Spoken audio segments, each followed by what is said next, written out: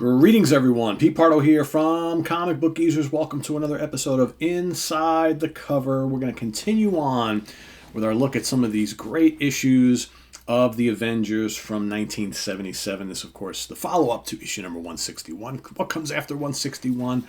162. Pete, come on, we know how to count. Yes, I know you all do. But look at that George Perez cover. Holy moly. This is it.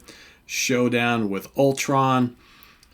There you have the whole crew doing their best to stop the rampaging machine known as Ultron. The Avengers at war with the most indestructible, unstoppable menace of all. Yes, indeedy. This issue, James Shooter, great Jim Shooter, wrote the story. George Perez, artist. Pablo Marcus, inker. Perez and Marcus. Is that not one of the best art teams of all time? It's one of them. One of many great ones. Denise Wall, letterer, Don Warfield, colors, and Archie Goodwin was the editor. So here you have, if you remember the last issue, Ultron burst on the scene and pretty much lays to waste a good chunk of the Avengers, right? But some of them were not around because this is a time where you got new members coming in, older members kind of on hiatus. So, of course, Thor shows up kind of after the fact, right? So he can already see that they're carting people away in ambulances. That's never good. Thor, thank heavens you're here, sir. The others are inside. Forgive me if I don't announce you, sir. And then someone says, apparently a severe neuroshock that killed the three human ones. The android, who can say? The one I'll miss is Cap. So it sounded like, Ultron came and killed all of them, right? So seconds later, Thor walks in. We've got Wonder Man, Black Panther, and Iron Man's inside some kind of a machine, right? So Wonder Man goes, I left a message for Hawkeye with the old geezer who answered the phone. Good, we will need everyone remaining Avenger to... Oh, Thor, you're here. You are a welcome sight. Indeed, my friend. And he sees Iron Man. He goes, I'll be fine. So Iron Man's talking to him. Panther's helping me recharge my armor. Power was drained by Ultron. So if you remember the last issue, Ultron drained all the power out of Iron Man's suit. So then what they do is they basically give a little recap of the last issue. So you might remember Ant-Man returns, and he seemed to have like some sort of amnesia, right? All he remembers is going back years when the Avengers first formed, and he shows up and he sees all these other guys. He's thinking, well, where's the old Iron Man? Where's Thor? Where's the Hulk? Who are all you people, right? So he just started attacking them all, him and his ants. And then Ultron appears. So now they're picking up the story. So Thor's up to speed, and then we go to the secret lair of Ultron. And as you can see, he's got Ant-Man with him, because Ant-Man right now, like I said, he doesn't really know what's going on. So Ultron's trying to convince Ant-Man that, he's the good guy, and these are all evil Avengers and whatnot. So, but he's got a plan, right? So he goes... Awaken, so he awakens Ant-Man because Ant-Man was kind of passed out. They made him go unconscious. Awaken arrives. She is dying. You must save her. Open your eyes. So he's trying to play off that the Wasp, Janet, is in trouble, and he's got this kind of like little operation thing that will make her better again. But he's got a plan, which we'll see in a second. And he goes, Ant-Man goes to him, you are Ultron. Yes, Ultron, whom rescued you from your enemies. Rescued from enemies? Of course, don't you remember the imposters at Anthony Stark's mansion who call themselves the Avengers? They captured you by deceiving your lover, Janet Van Dyke, and turning her against you. And once she has served her purpose, they callously tried to destroy her. I stopped them, barely in time. She lives, but death is near. Here's his plot. Only by transferring her life force into the metalloid body I have prepared can we preserve her vital essence until we can repair her true body.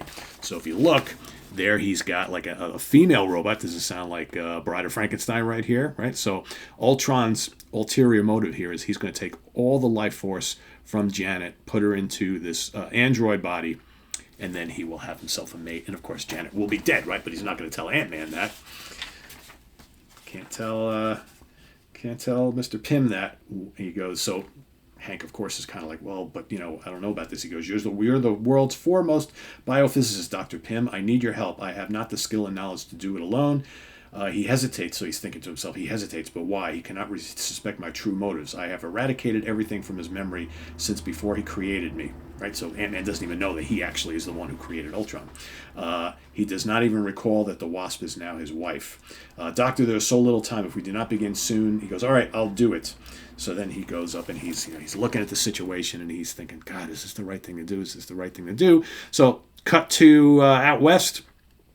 So, of course, we got the Two-Gun Kid and Clint Barton, otherwise known as Hawkeye, who are just kind of hanging out, being cowboys, right, in the modern day, because, of course, we took a Two-Gun Kid from the past. They're having a blast, so he's, obviously not too in tune with what's going on with the Avengers back home, nor does he really seem to care at this point. So then cut back to Avengers Mansion, and Wonder Man and Thor are both kind of like frustrated they can't get a hold of Hawkeye. And so Thor is like, by Odin's beard, what is this madness? He goes, still can't reach Hawkeye, huh, Thor? Of all the luck, it took us hours on the phone to trace him to that crazy dude ranch where he's working, and we still can't get through to him. Is he worth all the grief? And then Thor, this is great, Thor says to him, when thou hast proven thyself 1,000-fold, thou mayest question the worth of Hawkeye, my friend. I will discard thy careless remark this time. I wonder if the search for our enemy fares better than our quest to find allies. So he's basically like, listen, we know Hawkeye's a little hard to find right now and track down, but he has years of allegiance to this team. So before you start spouting off on Hawkeye, just keep your mouth shut. So here, we've got Iron Man and Black Panther out kind of looking for people that they can bring in to help with this. So there we go, cut back to Ultron's lair, and the whole operation, or whatever you want to call it, is in process. So, of course, Ultron's counting down the seconds. Like, yes, he's doing it. He goes, and then he sees his female counterpart. Goes, she moves, she lives. My beautiful creation has been quickened by the spirit of my father's wife. That's how he calls Ant-Man my father. The irony is delicious. Janet Pym is becoming a robotic woman fit to be my bride, my queen. And then Ant-Man says, Ultron, I need your help. Didn't you hear me? Get back to work, get back to work. He goes, what? Why you? I mean, of course. Right, so Ultron, is like, I'm here to help you. I'm here to help you. But meanwhile, he's not here to help him do anything. All right, so some cool ads for you. Shooters and statues. Flying your little Spider-Man plane. So, of course, we see Janet kind of sort of wakes up during this, and she goes, what's happening to me? Hank, don't you hear me, please? And then the android's like, my love. So she's got a little bit of Janet in her now, so she's starting to talk. So they're like at the midway point here. And so, but Janet's freaking out. She goes, she feels her life being drained from her. And the other one says, I sense that this body is magnificent, a miracle of cybernetic technology, and yet is it so cold? And then Ant-Man says to himself, he goes, I'm glad the noise here is drowning out Jan's delirious pleading. I couldn't bear to hear it. I know I'm saving her life, and yet I feel like I'm killing her. Yeah, dude, you are killing her. So then Ultron's saying to himself, the fool hasn't yet realized that there is nothing wrong with the Wasp, save for what he himself is doing to her. And when he is finished helping me steal her life force, his reward shall be a cruel, lingering death. So here, all right, so we cut back to Iron Man still flying about, right? Then you go back to Avengers Mansion, and Wonder Man is getting real upset that nothing's happening. He goes, I'm sick of waiting. If only I could get my hands on that robot creep. I was created to defeat all of the Avengers. What does that say? Single-handed, right? He's going back to when he first came on the scene. I know my strength could, and then Thor grabs him. He goes, thou shalt crave far greater strength if the battle thou what does it say? Thou shalt crave far greater strength if the battle thou desirest comes. Do not waste the might that is thine. Mark my words, mortal. The first true test is yet to come. Listen, mister, and then ants. And then there all the ants accumulate and leave a message. It's like, they're not attacking us. What on earth? Odin's blood. Now, what do you make of that? Not, my friend. Stark Labs. So they're basically telling them where Ant-Man and they are. So here they get in touch with Iron Man and Black Panther, and they all, Avengers assemble, let's head to battle, right? So of course they're nearing the final stages of this surgery thing that's going on, right? And just as the final moments are coming before the final transfer of all life from Janet goes into the android, Black Panther comes in, Thor's hammer Mjolnir bursts through the wall, Iron Man comes in, and then, of course, what does Ultron say? He goes, very dramatic, Avengers, but it will take far more than the three of you to... And then, before we do that, let's cut to the Avengers Assemble page. We got some Food of the Gods, Master of the World, Godzilla, King of the Monsters, issue number 1. Just as he says that, Wonder Man comes bursting through again. All right, so now the big battle is set to begin. And so let's get some what does Ant-Man say during all this? Dead? No, fools, not yet. They will die within hours unless the coma effect is reversed. Just what a superb jest, even though you now know you will die before you can save them. And Ant-Man says, shut up and get rid of them while I finish the transfer. I don't know how they got Thor to serve them, but it's dangerous. But he's dangerous. And then Black Panther says, what if Hank summoned us here? Why does he, if Hank summoned us here, why does he continue to act as if he were Ultron's partner?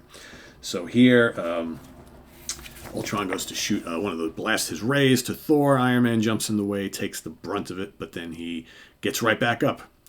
See, this armor is made to take worse than what you just dissed out, and Ultron is like shocked that he took that. And now the full power of his repulsor ray, so Iron Man blasts Ultron, he goes flying, and then the other guys go on the attack. So Wonder Man and Thor run up to go pounce on him, but of course he knocks them both away. Ultron's a pretty mean dude, right? Pretty mean dude. And then of course Ant-Man is like, freaking out. Black Panther's trying to talk some sense into him. That's not working. Janet's like, I'm so weak. And the female robot says, the transfer is nearly complete. I'm sorry that I'm having to do this to you. And then, of course, Black Panther knocks out Ant-Man and attempts to go stop what's going on. So then Wonder Man pounces on Ultron. He's wailing into him. Ultron fends him off. The hammer comes in, knocks him back. All right. And then Ultron goes and smashes into Wonder Man, but Thor goes behind him, grabs him around the neck. He's got Mjolnir kind of trying to choke him out. Can't really choke out a robot, right? And then Ultron looks over and sees that Iron Man has the female robot. Now, the transfer is not yet complete, right? So you can see she's still hooked up. So basically, Iron Man says, if you don't stop this, I am going to put an end to her right now. So he goes, release now. I want the release code. Or he goes, bah, I will not be bluffed into submission. You would not sacrifice your own comrade to thwart my plan. Surely you would not kill. No, do not harm my woman. I tell you what you wish. And then, so he gives them the code, takes off. He can't stand to see what's going to happen. And he leaves. So here, then you have, now Ant-Man comes back too again. He still thinks they're trying to harm Janet. But the epilogue, all is well. And Janet still can't believe that Hank Pym is, Ant-Man is still just like delirious and not knowing doesn't know that they're married. So you'll be all right now, Jan, but we were barely in time. This is Iron Man. It's a good thing you managed to use those ants to send us that message. So she's actually the one who sent them. No, wait, that's what they think. Message? Ants? What are you talking about? Ultron took my cybernetic collar. I couldn't call ants without it. What? And then Wonder Man says, well, he sure isn't the one who sent for help. Help? From you murderous scum? Ultron will be back to free me, and then we'll crush you. That includes you, Janet. Now that you've somehow managed to make you whole again, your loyalties are apparently with them. And she's crying. She's like, Hank, come on, Hank. And he goes, how could I have ever thought I loved you? And then Iron Man says, it seems he's gone totally mad now, but don't worry, Jan. After we study Ultron's equipment, we may be able to restore his mind. And Thor says, aye, 'tis possible. The riddle remains, though, who've summoned us hence. Someone sympathetic to Jan's plight, someone whose sophisticated cybernetic circuitry at hand, capable of projecting a thought impulse to nearby insects. I wonder. And then the last panel is the female robot. She's the one who did it. So I think somehow she knew what was happening was wrong, right, and thwarted Ultron's plan.